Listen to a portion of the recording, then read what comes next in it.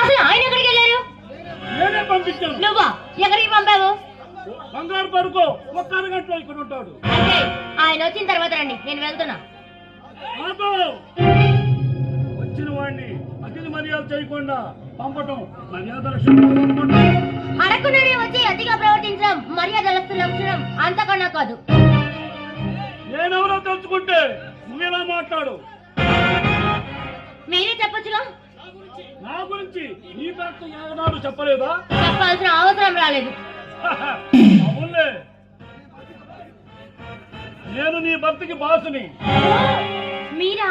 అయ్యో క్షమించండి, ఏదో తెలియక అలా మాట్లాడాను. అసలు మా వారు ఎప్పుడు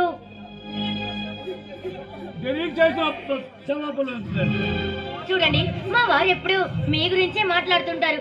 మీరు మా కుటుంబానికి ఎంతో సహాయం చేశారంట. చాలా చాలా థ్యాంక్స్ అండి.